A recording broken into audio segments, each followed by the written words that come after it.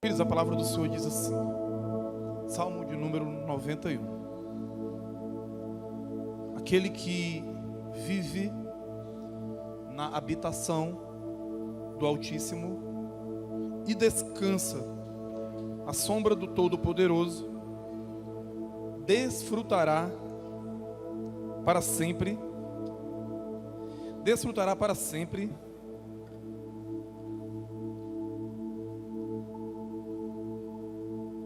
da sua proteção. Amém?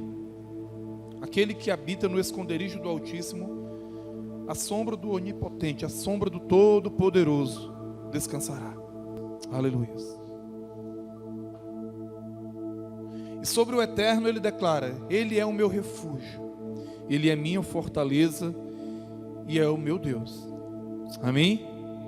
Em quem eu deposito toda a minha confiança.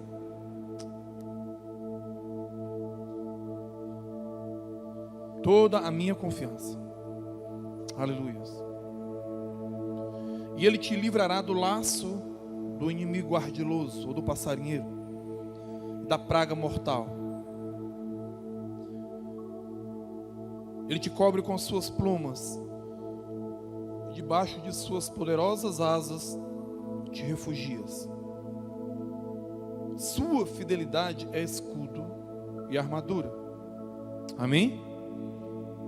A sua fidelidade é escudo e armadura. Não temas o terror que campeia na calada da noite, nem tampouco as setas que procuram seu alvo durante o dia. Não tema a peste que se move sorrateiramente nas trevas, e nem o demônio que devasta ao meio-dia. Ainda que caiam 1000 ao teu lado e 10.000 à tua direita, tu não serás atingido.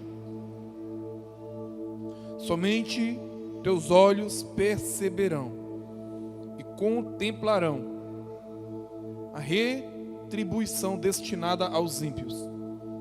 Porquanto afirmaste: o Senhor é o meu refúgio. Repita comigo: o Senhor é o meu refúgio. Aleluia. Fizeste do Altíssimo a tua morada. Nenhum mal te alcançará, e desgraça alguma chegará à tua tenda. Porque a seus anjos ele dará ordens a teu respeito, para que te guardem em todos os caminhos. Porque aos teus anjos ele dará ordem a teu respeito. Aleluias. E com as mãos eles te sustentarão, para que jamais tropeces em alguma pedra. Você poderá pisar sobre o leão e sobre a víbora. Pisoteará o leão forte e a serpente mais vil. Porquanto ele me ama, eu o resgatarei e o protegerei.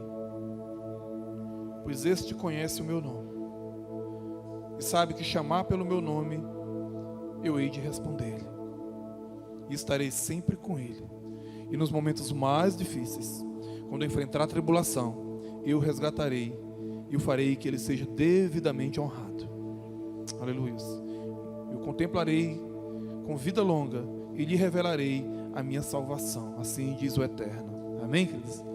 Queridos, esse salmo ele é tão profundo o quanto ele é real.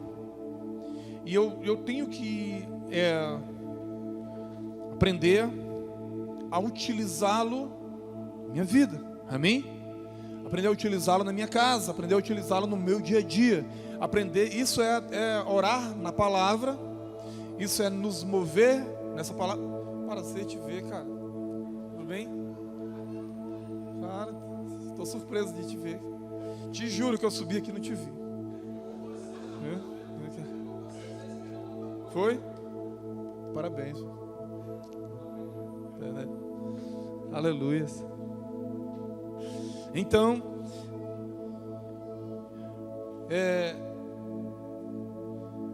viver dentro desse ponto aqui nos faz descer menos quando as nossas emoções elas são sacudidas, quando elas são testadas. provadas, quando elas são necessárias mexer com estruturas. Amém? E eu digo para vocês com toda legitimidade, esses são dias que as minhas estruturas estão sendo muito provadas. Muito provadas. Digo para vocês, não tem sido fácil se manter em uma posição. É bastante delicado. Mas eu muitas vezes digo para o Senhor, Senhor, o que tu quer com isso? Né? Esses dias eu disse para ele, o que tu quer? Se tu matar, eu não deixo de te servir. Se tu me matar, eu continuo te servindo. Que propósito tem por trás de tudo isso, né? Mas aí ele ficou na dele, né? Deixa ele fazer. Aleluia. E então, nós precisamos nos apegar nisto, porque se tem uma coisa que é difícil você fazer em momentos de tribulação é adorar, cantar. Nos momentos de tribulação você só sabe fazer uma coisa que eu posso dizer para você que é muito comum. Muito comum. É dizer assim, Deus me ajuda. É o máximo que nós conseguimos fazer. Senhor, me ajuda. Ou então nós dizemos assim, Senhor, tem misericórdia. Amém? E eu quero dizer para você que existe misericórdia em Deus. Amém, queridos? Claro que existe misericórdia no Pai. Mas muitas vezes o momento em que cada um está passando não diz respeito à misericórdia. Diz respeito a uma instrução dele. Amém, queridos? E muitas vezes quando ele está querendo nos instruir, quando ele está querendo nos ensinar através de uma situação, e eu pedir misericórdia, eu posso alcançar essa misericórdia, mas eu posso não alcançar a instrução. Entende? Porque muitas vezes a dor do processo, muitas vezes a dor do processo que você está passando, a sua alma, a sua carne, ela grita pelo socorro do Senhor, e aí Ele pode te ouvir. E se Ele te ouvir nesse momento, você pode perder o ensino. Você pode perder o próximo nível de Deus na sua vida. Entende? Você pode perder o próximo nível, porque Ele é bom. Por Ele ser bom, Ele pode parar. Ele pode cessar. E se Ele cessar, você vai ser prejudicado. Você vai perder a oportunidade de sofrer, diríamos, pelo propósito. Você vai perder a oportunidade de sofrer um tempo, que eu não sei quanto tempo seria isso, mas você vai estar perdendo a oportunidade de usufruir dessa experiência lá na frente, de usufruir desse ensino, dessa maturidade, do que isso pode trazer para você, de qualidade, de ensino, de respaldo, daqui a 1 ano, daqui a 2, daqui a 3, porque Deus pode estar preparando você hoje, para 2 anos, para 5, para 10 anos, para pessoas que você vai precisar ensinar, para pessoas que elas vão chegar a passar pelo menos pela metade do que você está passando. Você está enfrentando a morte, a Bíblia diz, por amor dele, nós enfrentamos a morte todos os dias, amém, queridos? Todos os dias, e muitas vezes nós não discernimos o que é enfrentar a morte, né? O que é brigar com ela. E se eu não entendo isso, isso passa desapercebido. O mundo espiritual, os ares, o mundo espiritual, eles estão em trabalho contínuo, eles não param de se mover. O mundo espiritual é algo que ele se move 24 horas. É por isso que no Salmo 127 você vai ver que aos seus o Senhor guarda o seu sono, amém, queridos?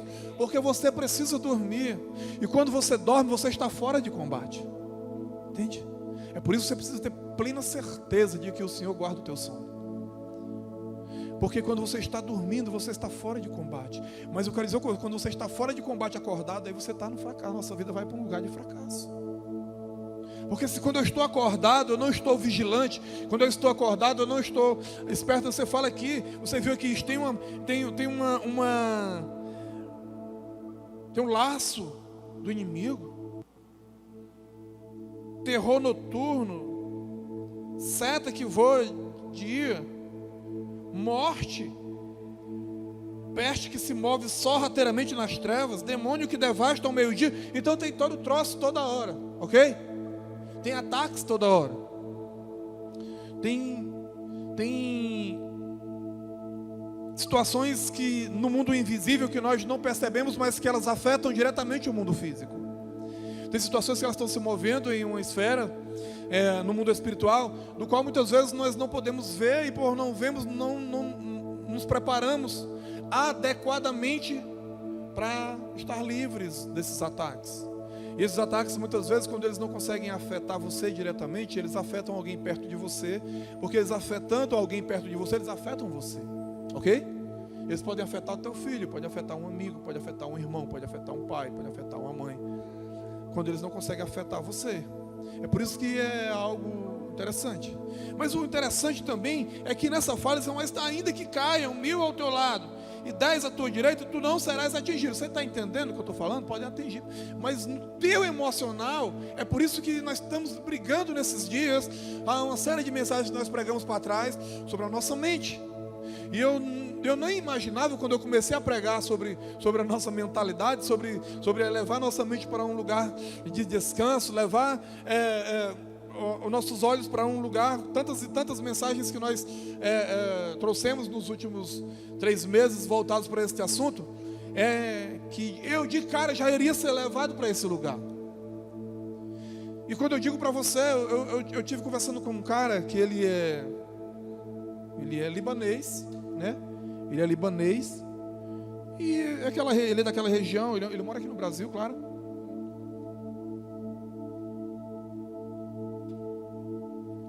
E na conversa que eu tive com esse cara, ele é um cara milionário, muito dinheiro esse cara. E a gente estava lá na casa dele, tem uma casa aqui próxima, conversando sobre alguns assuntos. E num dos assuntos ela falou, acabou entrando religião no meio, porque o cara que me levou até a casa dessa pessoa já me apresentou ele como pastor, né?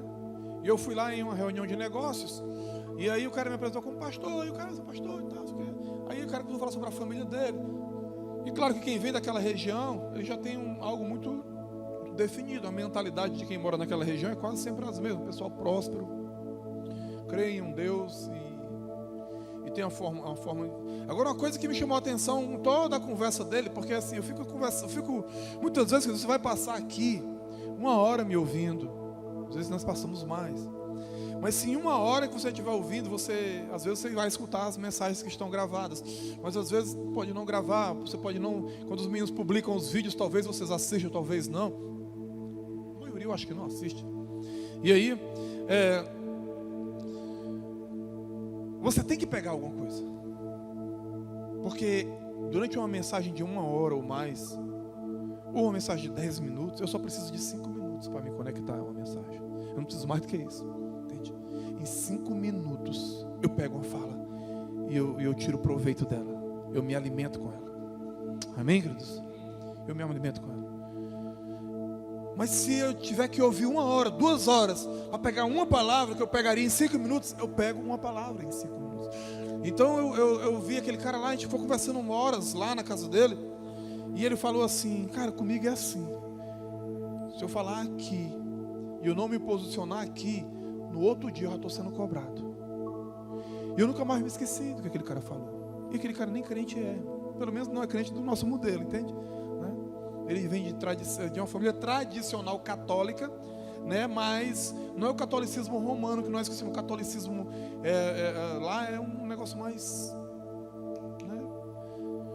E aí ele falando das tradições familiares, mas eles têm uma mentalidade muito diferente. E então ele falando assim, olha cara, eu ando desse ponto aqui, eu ando assim. E aí e se eu fizer assim, ou eu falar aqui eu estou sendo cobrado se eu não viver isso. Então são dias assim, queridos. São dias em que você é cobrado por aquilo que você prega. Entende? É uma exigência desse tempo. Esse tempo exige que você viva aquilo que você prega. E se eu prego e ainda não vivi, eu vou viver. Entende? Se eu trago um ensino que eu ainda não experimentei, com certeza eu vou experimentar. Por quê? Porque esse ensino ele precisa ter legitimidade. Esse ensino ele precisa ter vida. Esse ensino ele precisa ter prática. Ele precisa ter algo que venha dar consistência a ele. Isso é algo que precisa ter consistência. Hoje nós estávamos lá na Ceasa, eu fui pegar umas coisas lá para casa de recuperação, que o Rafael tinha me pedido para ir pegar para ele lá, porque ele não tinha conseguido um carro, depois conseguiu, apareceu, foi logo 3 carros. Não tinha nenhum, de repente apareceu 3. Isso é bem que tu podia ter deixado eu em casa, né? Mas na hora que a gente estava lá, um cara ligou para ele: pastor, é porque eu estou precisando de uma declaração da casa de recuperação para poder dar entrada no INSS, para o meu benefício sair, porque ele está internado. Esse cara ele é funcionário de uma empresa de segurança, e então nessa empresa de segurança, por ele estar passando por problemas com drogas, ele foi internado lá na casa de recuperação, e o INSS ele paga, né? É interpretado hoje como uma doença, né? Então só que quando o cara chega lá com o papel, com a declaração, aí o médico lá do perito lá disse: cara, mas isso aqui, cara, não vai dar para te dar não, para liberar para você não o benefício. Eu disse: por quê? Porque cadê essa casa aqui? Tem uma declaração de uma coisa que não existe, não tem um CNPJ, tu não tem nada, isso aqui não existe, só existe de boca, não tem como. Eu vi, o cara ligou atribulado, né? O cara ligou, mas aí eu fui, esse é o problema, cara. Os caras têm um trabalho bonito, um trabalho longo, um trabalho que já ajudou muita gente, mas não é legítimo, não é reconhecido, não tem registros, não tem um papel assinado num cartório, num advogado, não tem nada que diga assim: eu existo. Entende? Aí não tem força, irmão. Mas o cara lá tem direito, pela lei o cara tem o direito de pedir o benefício durante o período que ele está internado. Vários lá usam esse benefício, mas o cara consegue através de outras casas que são registradas, porque ele não tem legitimidade. E isso as pessoas estão sentindo na pele, o fato de você não ter consistência com aquilo que você faz. Não é porque você sabe fazer, não é porque você desenrola. Como eu falei lá no pastor outro dia, não é porque você sabe dirigir um carro, é porque você não tem habilitação. Está entendendo? Esse é o segredo, você não tem habilitação. Você pode saber dirigir qualquer carro, mas se você não tem habilitação, você está ilegal. Entendeu? Você está ilegal. Está em pecado quando você faz isso até. Entendeu? Então, são esses detalhes que, nesse tempo que nós estamos vivendo, de tanto nós ouvirmos isso, de tanto nós clamarmos por um reino de justiça, de tanto nós clamarmos por algo que está relacionado à integridade, ao caráter. Eu me encontrei com um rapaz lá. Eu estava lá num das bancas lá que abençoam lá o projeto, esperando os meninos, estava tudo espalhado, e eu fiquei lá esperando os meninos chegarem. E aí encostou um irmãozinho vendendo aqueles, meu irmão, não sei nem o nome daquela bagulho, aquele negocinho coloridinho que vende assim, parece um grude, assim, como é o nome, meu irmão? Jujuba. Aí o irmão chegou lá, aí o rapaz disse assim: ei, irmão, aí é o vaso. Eles fazem essas coisas perto de mim, vocês já sabem, né? Eu fico assim: é vaso, irmão, é vaso. Jesus, na luta dessa que eu estou passando, cara, quer fazer eu frescar aqui, né? Mas aí, tudo bem. Paz do Senhor, Pai do Senhor. Aí ele disse: irmão, esse irmão está passando uma luta muito grande. Ele perdeu o pai, uma semana, poucos dias depois ele perdeu a irmã, e poucos dias depois ele perdeu a esposa.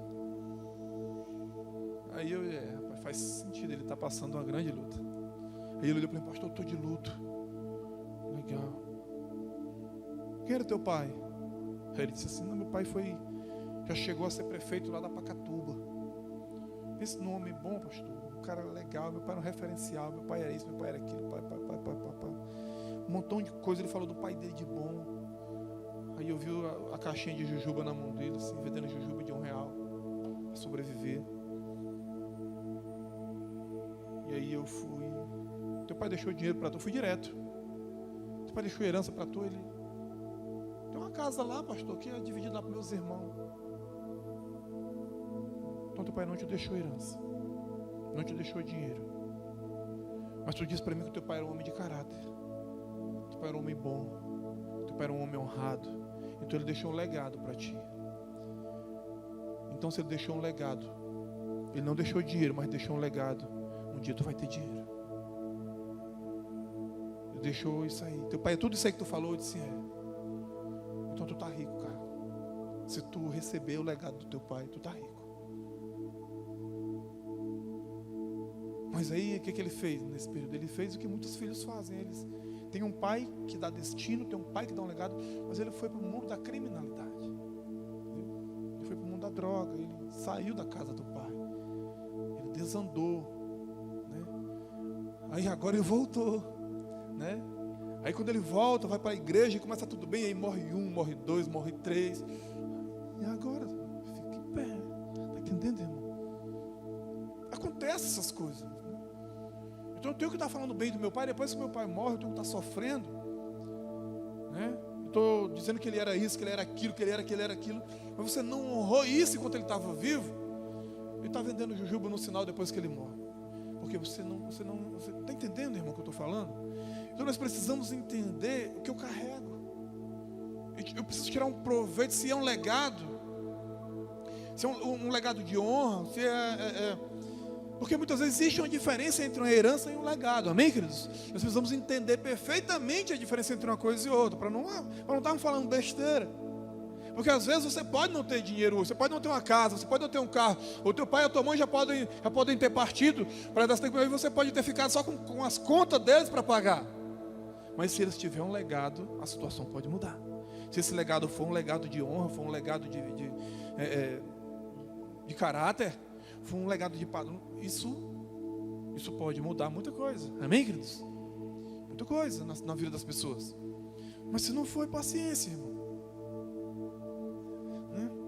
Então muitas vezes nós precisamos entender esse tempo e a geração que nós estamos vivendo hoje, porque de acordo com o que eu tenho entendido dentro desse ciclo geracional que nós estamos vivendo hoje, aquela galera que tem pais e mães vivos aqui na casa dos seus 65, 70 anos, os netos estão dentro de estão recebendo um manto geracional, ou de vitória ou de desonra, ou de doença e de morte, ou de conquistas.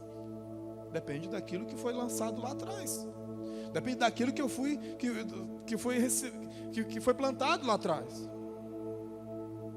Depende disso. Porque dentro dessa geração, é a terceira, a partir do teu pai, você está dentro da terceira. É o que está acontecendo comigo nesse caso, nesse aspecto. Eu tenho percebido isso, eu mapeei tudo isso esse tempo, e a gente percebe isso claramente. E conversando com algumas pessoas, a gente chegou a esse lugar. Algumas pessoas, famílias e amigos e conhecidos da gente, que esses dias eu acessei, e começamos a conversar. Então nós estamos dentro de uma geração, você vai perceber que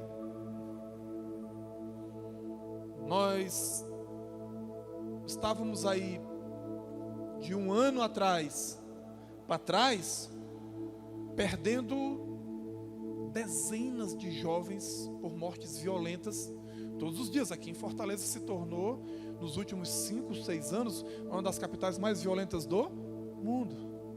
E a galera que estava morrendo era adolescente, 112, de 20 anos, 22, uma geração. Vocês têm noção de quantas pessoas? Não tem como contar.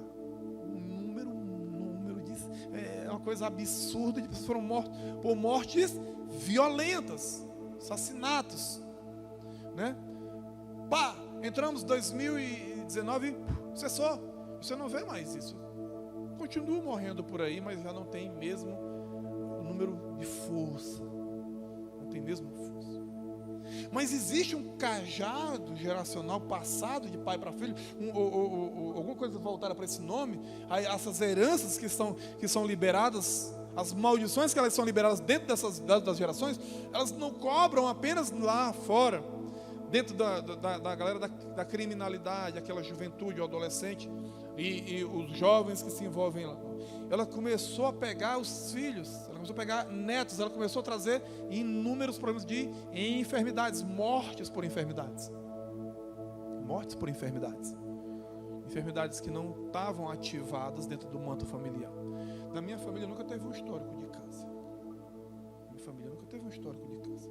Mas a minha avó, 90 anos, morreu agora 3 meses com câncer. O meu sobrinho mais novo passou câncer. Olha só a diferença de 90 anos, onde foi alcançar, pulou uma geração e pá, e pegou a terceira geração. Pulou 2 gerações. Ninguém na família da minha avó teve câncer. Entendeu? Minha avó morreu de câncer. A mãe do meu pai. Tá com uns 4 meses, não. Há um tempinho atrás. Não, tá com mais, aqui eu não estou lembrando, tá com mais tempo aí. Né? Mas aí, minha irmã, ela já tinha vivido, 2 gerações, tinha 90 anos, entende? Problema não, irmão. Entende? Problema não. Se for pelo tempo de vida, a pessoa já viveu o que tinha de viver. Mas essa doença, ela é uma doença maligna. Aí você percebe que ela sai de alguém de 90, ela passa pelo meu pai que tem 60, passa por mim que tenho 40 e alcança alguém lá embaixo que tem 8 anos, 7 anos de idade. Alcançou lá embaixo. Lá na 4ª geração, se for contar a partir da minha. Está entendendo? Então nós estamos caminhando dentro de um tempo em que essas coisas elas se manifestam desse formato. Dentro desse formato. Ela pulou 2 gerações. E alcançou lá embaixo a 4ª geração. Mas se a gente fez um mapeamento esses dias da minha casa, do lado do meu pai, por exemplo, e então a gente percebeu que não teve divórcio dentro da casa do meu pai. Meu pai e minha avó e meu avô morreram casados a vida inteira. Entende? E meus bisavós também. Meu avô e minha avó do lado da minha mãe morreram casadinhos, a vida nunca separou. Mas a iniquidade voltada para divórcio alcançou a geração do meu pai. Não alcançou dos meus avós. Não estava dentro não veio para a geração dele. Salteou, alcançou dele, alcançou dos meus irmãos. Está entendendo? Então são diversas coisas que muitas vezes nós podemos não ficar assim, sem entender algumas situações que elas vêm sobre a nossa vida. Mas elas vêm. Porque entenda uma coisa, muitas vezes não está dentro da minha nem da sua. Ela vem na 3ª para cima, ou ela desce lá embaixo e alcança alguém lá embaixo. E alcança alguém lá embaixo, de forma repentina. De forma repentina.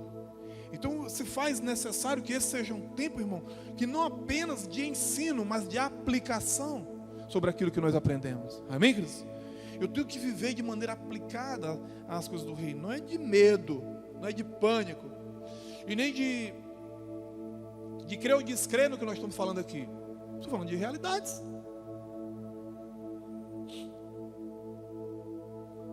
Estou falando de coisa real, não estou falando de coisa que não... O fato de alguém estar enfermo, um detalhe, quando nós vamos ver o nível de divórcios, de atropelamentos, de jovens envolvidos com drogas, de outros sintomas, quebradeira financeira, é uma epidemia, entende? Prostituição é uma epidemia.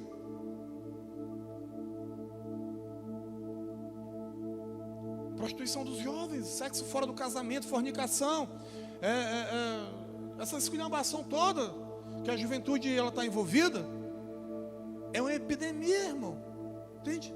Isso é tão mortal contra um câncer, tão mortal contra um tiro na testa. O problema é que um tiro na testa resolve em questão de segundos. Você entende?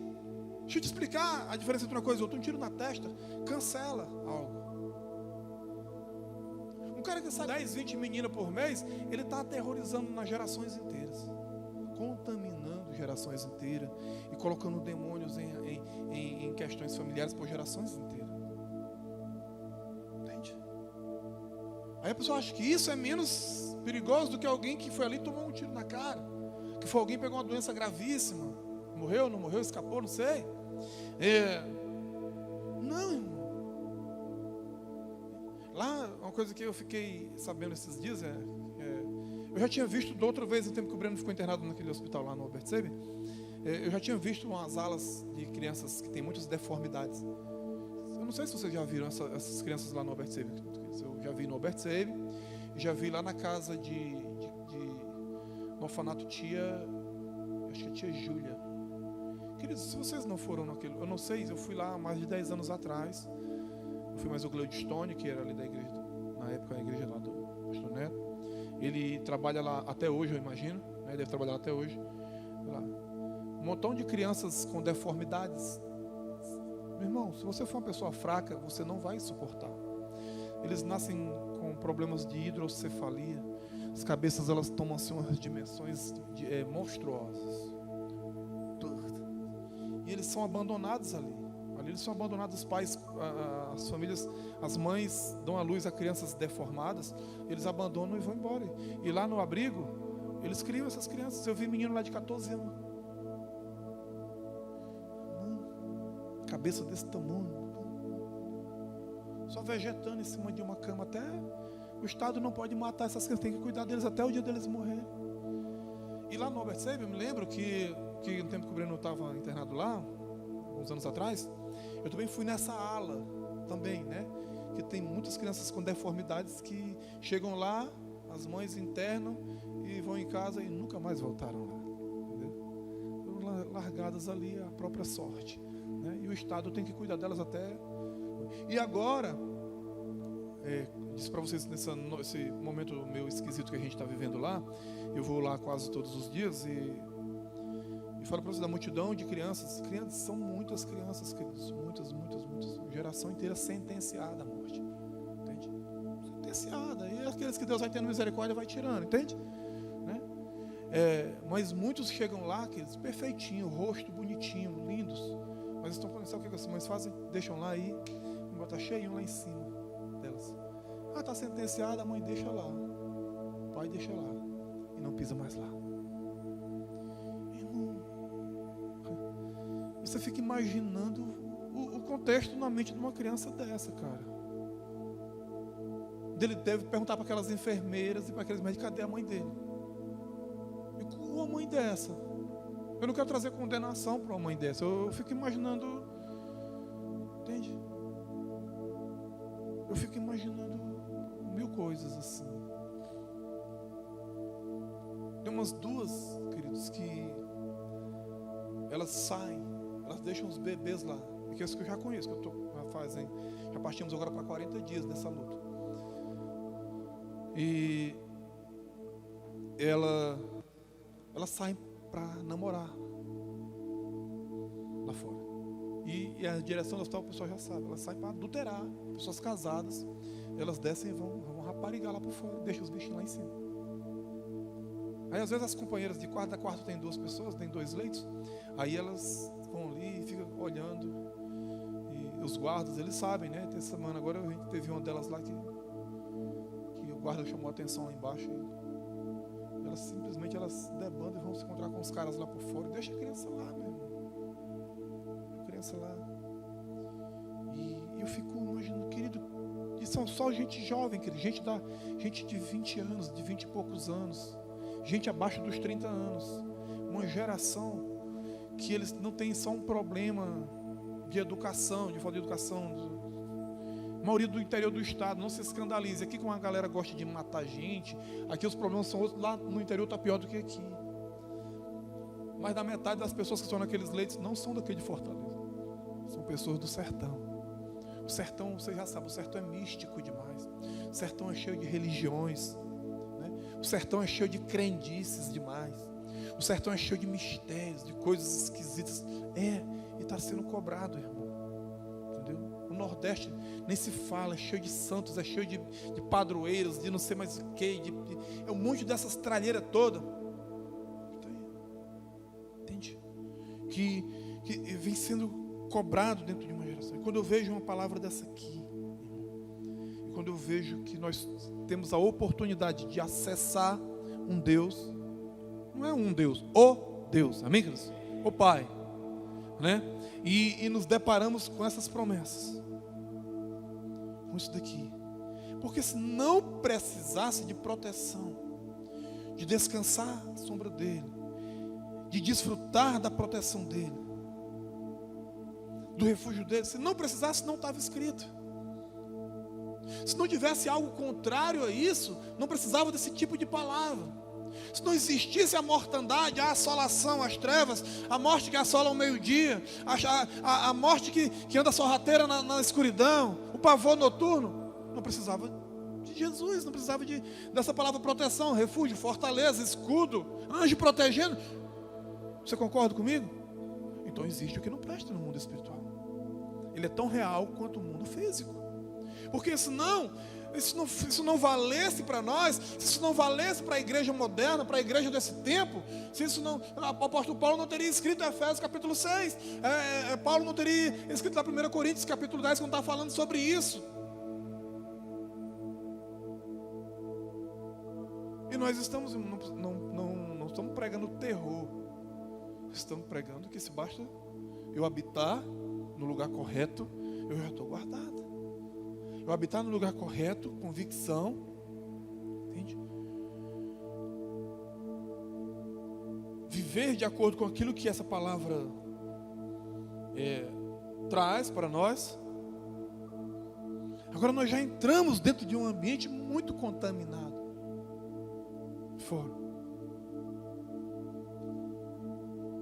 Você percebe que eu já preguei isso inúmeras vezes, que eu sempre gosto de lembrar esse trecho das Escrituras, porque quando você lê Isaías capítulo 6, você vai ver o profeta Isaías falando exatamente que eu habito no meio de um povo de impuros lábios. Amém, queridos? Povo de Deus. Está entendendo? Amém, queridos? Eu habito no meio de um povo de impuros lábios. Impuros lábios, vamos lá. O que seriam esses impuros lábios? Será que era só o povo que ficava falando palavrão o tempo todo? Porque muitas vezes a gente vai entender o que é uma pessoa da boca suja, de uma pessoa que fala palavrões, de uma pessoa que fala, não, irmãos, não vamos levar para esse lado. Não vamos levar para esse lado, irmão. Porque para uma pessoa deixar de falar palavrão, ela não precisa de um culto de libertação. Uma pessoa deixar de falar palavrão, ela não precisa ser expulso da vida dela o demônio do palavrão. A pessoa precisa só ter educação, irmão. Amém, queridos? Precisa de instrução. Ela precisa conviver no meio de um povo que instrua ela, que aquilo ali é falta de educação. Pronto, ela já pode deixar de falar palavrões. Quando o profeta disse, olha, eu habito no meio de um povo de impuros lábios, e ele disse, eu sou um homem de lábios impuros, e habito no meio de um povo que também tem lábios impuros. O que a boca fala é o que está cheio o coração, amém, queridos? Aí você vai, Jesus falar isso, e ele diz, ainda mais assim, você vai dar conta de toda palavra frívola, de toda palavra que você liberou até sem querer, querendo. Você vai dar conta no dia de tudo aquilo que você falou. Então nós falamos muitas coisas, nos conectamos com a voz, espalhamos, decretamos, amaldiçoamos, abençoamos, falamos muitas coisas, e é por isso que os lábios ficam impuros. Não é porque você chamou alguém de palavrão, isso é só um detalhe. Porque pureza ou impureza está muito além apenas daquilo que eu possa expressar de forma fria, de forma solteira, que vem no meu consciente ou no meu inconsciente. A pureza e a impureza vem de um ambiente. Eu já falei uma vez que nós vamos estudar sobre a ambiência, né? Eu estou preparando, não estou tendo tempo devido a toda essa correria, mas para a gente falar sobre a ambiência, porque é como se eu tivesse que tão habituado a um ambiente, tão impregnado àquela cultura, tão acostumado com aquela vivência, que tudo aquilo já se tornou uma coisa normal, que eu vivo aquilo, que eu pronuncio aquilo, que eu falo aquilo, que aquelas pessoas falam, e isso é a impureza. A incredulidade também é uma impureza. Eu não acredito, eu não creio. Isso vem de uma vida impura, de alguém que está num ambiente de incredulidade, de alguém que está num ambiente de impiedade, muitas vezes, podemos dizer assim. Mas vamos lá para um ambiente, alguém que declara coisas que não glorificam ao nosso Deus, que não exaltam a grandeza dele, que não expressam a plena confiança nele. Como eu disse para vocês, eu estava lendo um livro um livro de ficção, muito bom esse livro. E esse livro ele tinha um paralelo entre o mundo espiritual e o mundo físico, né? E era muito interessante o livro. E num dos trechos do livro era exatamente isso. A pessoa tinha sido tão afligida na sua vida, ela tinha sido tão maltratada, tão abusada, tão abandonada, rejeitada. A vida dessa pessoa tinha sido uma jovem, uma jovem, uma adolescente. E dentro do contexto daquela mulher, depois ela e mais um grupo foram lançados dentro de um container e fuzilaram, e ela se escondeu atrás de umas coisas e ela conseguiu escapar do grupo que foi fuzilado lá. Ela escapou, só que ela perdeu um dos pés, ficou praticamente irrecuperável para ser amputado. E aí isso aconteceu no mundo físico e paralelo desse livro com o mundo espiritual. Aí esse mundo espiritual era um lugar X e um lugar tal, onde ela foi resgatada desse lugar, foi levada para os lugares de recuperação, e aí começou todo o processo, né, na vida dessa pessoa, de libertação e tal, de cura. Depois ela acordou do coma no mundo físico, na clínica, né, no local onde ela está sendo. Mas dentro do plano espiritual no que eles estavam, havia muitos seres espirituais, havia a criação, havia Jesus, havia Deus, havia o Éden, havia o jardim, havia todo o histórico daquela menina até aquela data lá. Porque foi muito top aquele ensino, porque ele trouxe um processo de cura física, mas ele precisava de uma cura na alma, de uma cura nas emoções daquela menina, que veio de tudo de ruim que veio na geração daquela menina. Não veio só dentro não é aquilo que veio apenas dentro da idade dela, entre seus 0 e 20 anos. Vamos usar isso aí. Não, veio uma coisa que foi parar lá no jardim. Ok?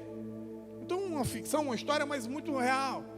E eu me lembro que dentro dali, a vida daquela menina, aquela menina tinha sofrido tantos danos, tinha sofrido tantas coisas que ela não tinha. Ela não cria em Deus. Ela não tinha como crer, ela não tinha nem motivo para crer em Deus. Essa era a verdade. Ela não tinha motivo nenhum na vida para achar que Deus sequer existia, porque devido ao seu histórico traumático e tudo desgraça, de sorte desgraça que aquela mulher viveu, ela não tinha o menor motivo para dizer, pelo menos se alguém falar Deus, ela não, quem é? Deus, não sei se Deus existe. Porque foi tanto trauma na vida dela que ela não chegou a essa conclusão. Mas aí ela começou o tratamento. Mesmo assim, ou crendo ou não crendo, ela começou o seu tratamento. Amém, queridos? E lá nas tantas, dentro dos diálogos, as pessoas que cuidavam dela, houve uma das coisas que eu achei muito interessante. Eu já devo ter falado isso para vocês aqui, outro dia, depois que eu terminei de ler esse livro, que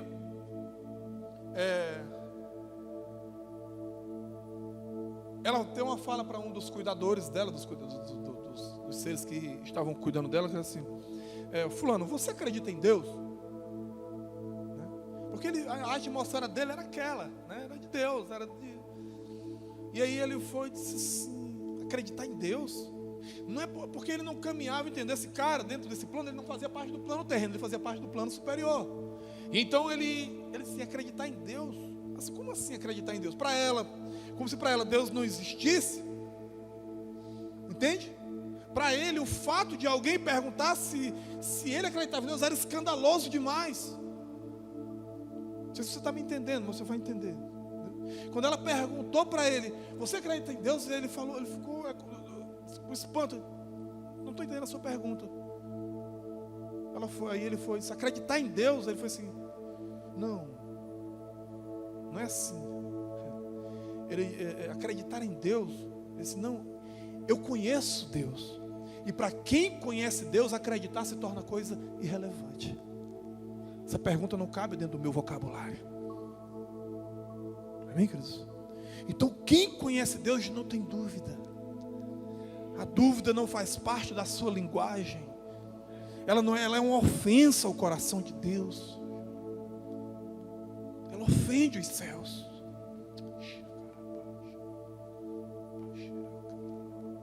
Ofende os céus a tua dúvida.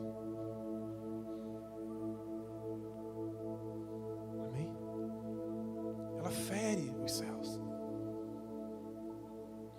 traduções para a palavra Amaleque.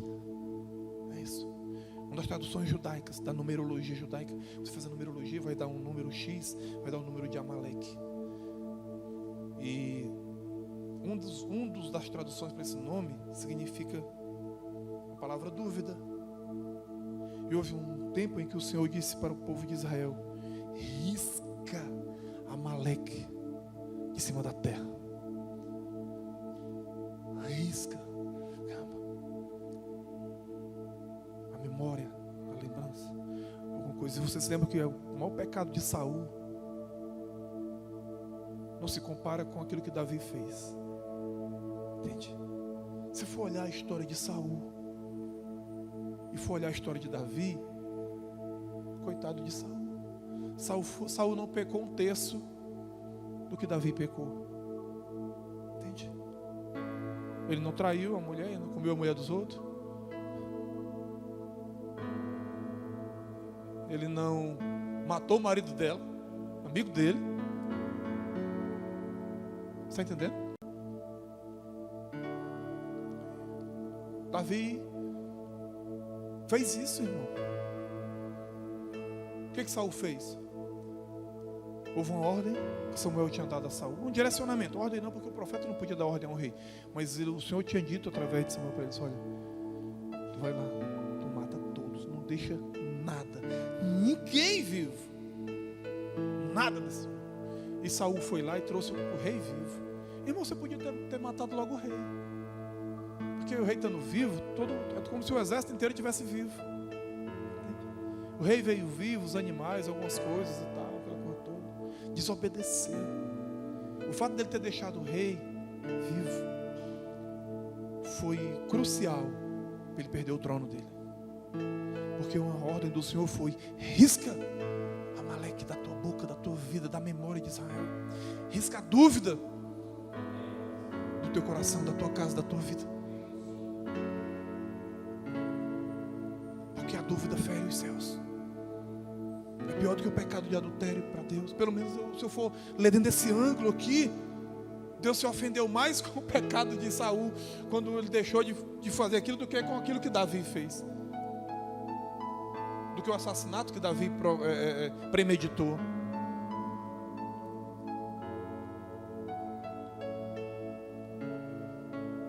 Irmão, a dúvida, e se eu proclamo ela, se eu libero ela, e se eu expresso ela de alguma forma, eu estou impuro, eu estou provocando impureza, porque muitas vezes uma pessoa negativa, ela contamina outra que está do lado dela. Você sabe uma das coisas, das maiores perversidades que o povo, que os amalequitas faziam com o povo de Israel quando eles estavam no deserto, quando eles estavam caminhando na direção do Egito, a sua peregrinação durante os 40 anos no Egito, toda vez que a nuvem se movia, toda vez que Deus dava ordem ao povo, para que o povo, existia uma pressão muito grande sobre a vida de Moisés. O povo tinha dúvida se Moisés estava realmente conduzindo eles para um lugar. Vocês viram isso? Pode ler, irmão. Mas será que esse Moisés tirou a gente para a gente morrer nesse deserto? E Moisés tirou a gente, quem dera. O que aconteceu? Morreram todos no deserto. Só sobrou aquela geração. Deus poupou a geração nova. Mas eles ficavam ali, acampados no deserto.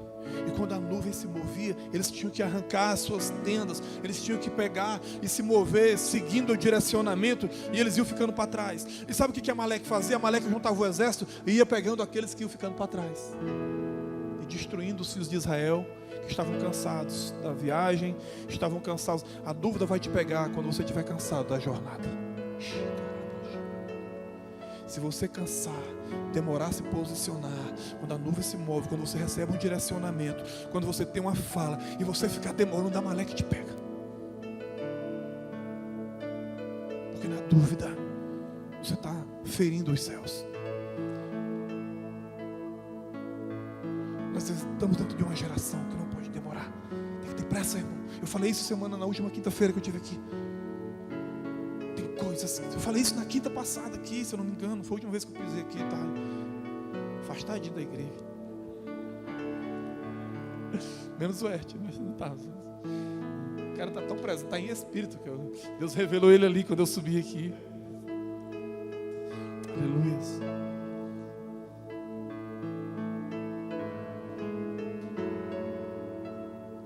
mais para essa geração. Vivemos dentro de uma visão sadia. Estamos dentro daquilo que vivemos debaixo de um manto geracional, um manto que dá destino. Entende? Não precisamos mais perder tempo. Se eu faço, se eu não faço, se eu dou, se eu não dou, se eu abençoo, se eu não abençoo, se eu vou, se eu não vou. Ah, isso é de Deus, isso não é de Deus. Se não é de Deus, o que tu está fazendo aqui? Vai logo te embora. Fica aqui não, irmão. Entendeu? Porque eu estou aqui porque eu sei que é de Deus, amém, queridos? Né? Sabe, isso é Amaleque, irmão. Entende? É Amaleque. É a dúvida, é aquilo que Deus aborrece. Entendeu? Aborrece mais do que os outros pecados que você possa cometer. Que pecado nenhum Deus gosta, ok? Nenhum pecado. Mas tem uns que são piores que os outros. Tem uns que têm um peso. Tem uns que ferem mais. Por isso ele disse, eu sou um homem de lábios impuros. E habito no meio de um povo de lábios impuros, povo. E olha que aquele período, Isaías estava pregando durante o reinado, estava ministrando o seu ministério profético durante o reinado de o rei Uzias. Um ministério profético que tinha recurso financeiro em abundância. Tinha dinheiro. É bom se mover num profético onde tem muito dinheiro, né? Então estava muito contaminado. Dentro da prosperidade, contaminado. Sabe? Foi por isso que ele foi levado o Senhor pegou brasas no altar e tocou nos lábios dele, amém, queridos? Isso é espiritual, irmão, amém, queridos? Ele pegou brasas. Olha, meu irmão, uma vida contaminada, alguém impuro, precisa ser tocado.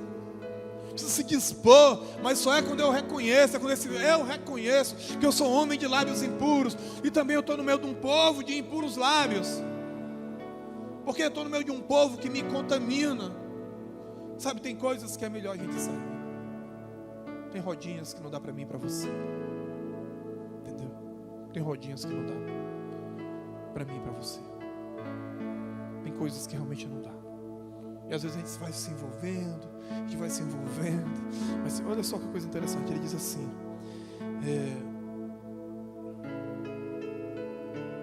não temas a peste que se move sorrateiramente nas trevas. Sabe, é assim que a gente vai se envolvendo com as pessoas, com relacionamentos, com grupinhos, com a galera, com não sei o quê. Daqui a pouco a gente está de forma... Ele já penetrou sorrateiramente dentro de mim, na minha mente, nos meus olhos, na minha boca, no meu coração. Daqui a pouco eu estou me comunicando como ele se comunica. Então eu estou dizendo, será? Vixe, será que devo? Será que não?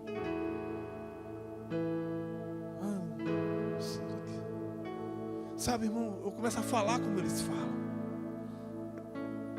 Começa a me pronunciar como ele se pronunciou. Começa a ser um incrédulo, sabe? Eu começo a concordar com eles. A Bíblia diz: se 2 ou 3 concordarem em alguma coisa aqui na terra, ela será ligada no céu. Isso serve também para o que não presta, meu irmão. Isso serve também para as coisas negativas. Então se junta com 2 ou 3 para falar coisas que não tem futuro, que isso está sendo ligado nos ares. Está sendo pego nos ares.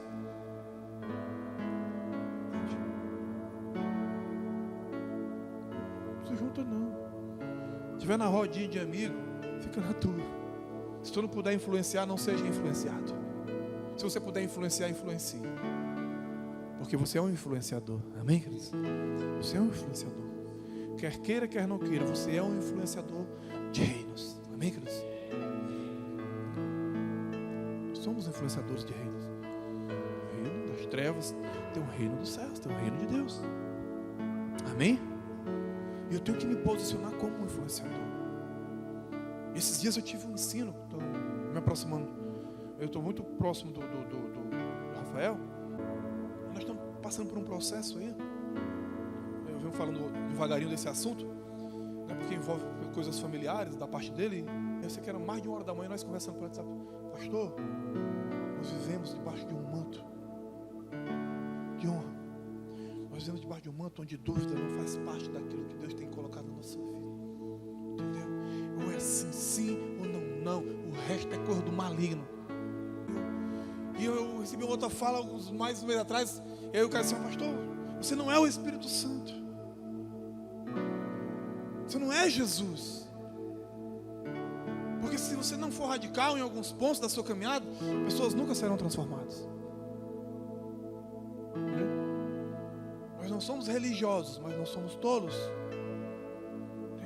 Ou remove para uma restauração, ou deixa, porque vai ficar contaminando o ambiente. Vai ficar contaminando.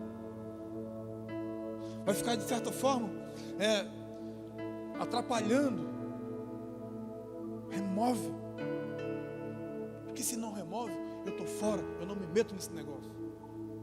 Quando eu chegava lá na casa, no abrigo, eu comecei a falar sobre esse abrigo aqui, entrou na história lá. Eu fui lá, mas o Gladstone trabalhava lá uma noite, sim, uma noite não. Ele é funcionário há muitos anos desse lugar lá. E quando ele chegava, logo na porta, quando ele entrava assim, vinha assim uns 20. Os perfeitinhos, né? As criancinhas abandonadas, só que os normaizinhos, né? Que os outros não podiam. Pai. Ele era pai, dormindo tudo. Entendeu? Tudo aquele menino era pai dele. É uma das coisas que eu admiro no Gladstone, é isso. Chico, se fosse para trabalhar de graça aqui, eu trabalhava pro resto da minha vida. Porque eles não têm pai. O pai deles aqui é eu. E a mãe dele aqui é essa mulher. Até o dia deles morrer. Porque as pessoas não vão adotá-los. Os grandinhos, as pessoas não querem mais. Né? E os defeituosos ficavam alegres quando ele chegava. Porque o órfão quer, pai. Se o cara se distancia de você, porque ele não quer. Se o cara foge, entende que não quer, irmão. Entende? Não quer. Uma hora ou outra vai acertar. Às vezes vai acertar, vai escolher a forma mais difícil, a forma mais dura, a forma mais complicada. E infelizmente não é isso que Deus propõe. E eu quero dizer para vocês, irmão, existe um detalhe entre a nossa visão que nós caminhamos hoje e a visão antiga. A nossa visão, ela é mais clara, irmão. Entende? Nossa visão não deixa nada escondido, não. É na luz que a gente trata os assuntos de pecado. É na luz que nós tratamos essas coisas todas. A gente é desbocado. Vocês sabem que nós somos desbocados. Nós falamos mesmo. E não fica nada, não pode ficar, não deve ficar. Tem que falar, né? E aí a gente acaba adquirindo com isso conhecimento. E quando eu acabo adquirindo muito conhecimento, eu acabo entendendo que existe também uma sentença sobre a minha vida se eu faço de forma diferente. Porque uma vez que eu conheço mais do que os outros, uma vez que eu ensino, uma vez que eu prego, uma vez que eu exijo isso, que eu exijo um comportamento, que eu exijo um padrão, e vou andar abaixo desse padrão, e brincadeira. Se você exige um padrão, você tem que andar acima desse padrão. Eu estava lendo um livro esses dias, quando eu estava conseguindo ler alguma coisa, que esses dias eu sou... Estou igual os crentes, meu Deus, Ave Maria. Meu Jesus, meu Deus, me ajuda. Me dá força, me guarda. Misericórdia. Não, mas ele diz assim no livro, um trechozinho desse livro, ele diz assim: olha,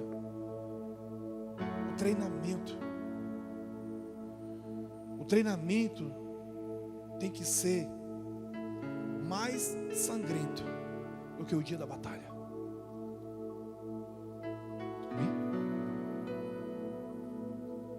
Porque se durante o processo você sangrar, no dia que a batalha chegar, você já está acostumado. Você vai vencê-la tranquilamente. Então, se o treinamento seja mais doloroso do que o dia da guerra, o dia que está marcada a batalha. Porque se ele for mais doloroso, for mais do que o dia da batalha, quando a batalha chegar, você já venceu ela. Porque você está preparado para ela e muito mais. Você está preparado para ela e muito mais. É por isso que o apóstolo Paulo diz assim: na sua luta contra o pecado, vocês ainda não chegaram até o sangue. Eu fiquei tentando entender isso, sabe? Na vossa luta contra o pecado, vocês ainda não chegaram até o sangue. E eu, meu Deus, e ele dizia assim: eu sou um cara que eu entro para um quarto e eu esmurro a mim mesmo, eu começo a me quebrar todinho, porque a luta é grande. Então, para que ninguém me quebre, eu mesmo me quebro logo todinho. Amém, queridos? Então eu tenho que entender que na minha luta contra a carnalidade, a minha luta contra a minha alma ferida, desejosa do inferno, a minha luta contra a minha carne que quer prevalecer na natureza, nessa luta eu tenho que fazer alguma coisa para não ceder a ela. Esmurro a mim mesmo, grita, chora, taca a cara na parede, mas não taca a cara no pecado.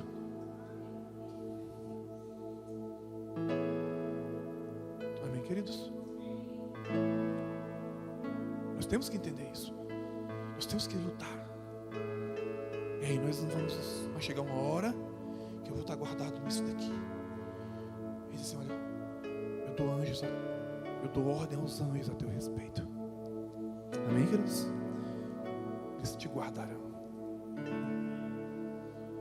Eu dou ordem a eles. Olha ele ali. Guarda ele. Guarda da morte. Na verdade, o diabo não quer dar dor de coluna em ninguém. Ele quer matar você. Entende? Por isso que o Senhor disse a Satanás: toca nele, mas na vida dele tu não pode tocar. Amém? Com Jó. Toda desgraça dessa terra aconteceu com Jó. Mas o Senhor disse: na vida dele tu não pode tocar. Amém, queridos? Ele é um homem de porção dobrada, de dupla honra. Entende? Então nada que o diabo tirou para Jó fez um significado no final, porque no final ele teve tudo de volta. Tudo de volta. E aí ele disse: olha, ele te cobre com plumas, debaixo de suas poderosas asas te refugias. A sua fidelidade é escudo e ela é armadura. Irmão, fidelidade, entende isso? Fidelidade, ela gera um escudo sobre mim, sobre você, e gera uma armadura. Fidelidade. Amém? Repita comigo: fidelidade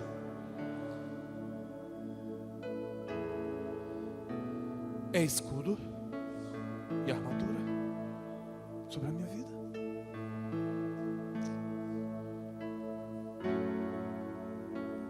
Amém? Corremos, nos abraçamos com a fidelidade, façamos um pacto com ela e não quebramos o pacto. Faça um pacto com os teus olhos. Jó disse assim: Senhor, eu fiz um pacto com os meus olhos.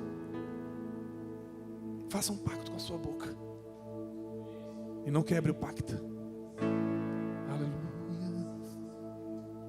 Aleluias. Aleluia, Jesus.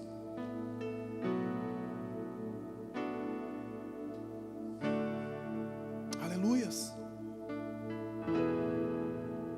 Não temas o terror que campeia na calada da noite, nem tampouco as setas que procuram o seu alvo durante o dia, porque elas procuram um alvo. Elas procuram, irmão, a quem afetar, a quem atingir. Elas procuram isso. E essa responsabilidade que eu e você temos hoje, de estar limpando o manto geracional na nossa vida, da nossa casa, dos nossos filhos, dos nossos netos, bisnetos, de passar um pente fino na nossa geração, para que eles não sejam achados dessa seta, mas que eles sejam achados de Deus. Amém, Jesus?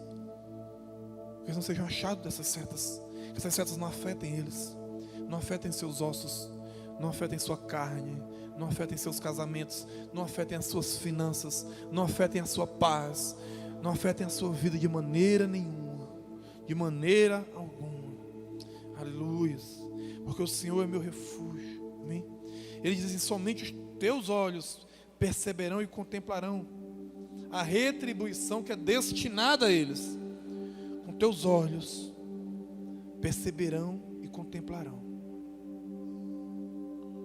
Porque quando eu guardo o meu coração, quando eu guardo a minha mente nos refúgios do Senhor, quando eu guardo o meu coração, presta atenção, quando eu guardo o meu coração, quando eu guardo as minhas emoções nesse lugar seguro, os meus olhos vão ver, eles vão contemplar, mas o meu coração não vai sentir.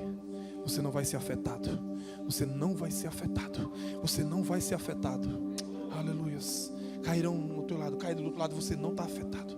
Você vai ver, mas você está guardado. Tuas emoções estão guardadas, teu coração está guardado, está tudo guardado nele, está em um lugar seguro. Então teus olhos verão, contemplarão, mas tu não serás atingido.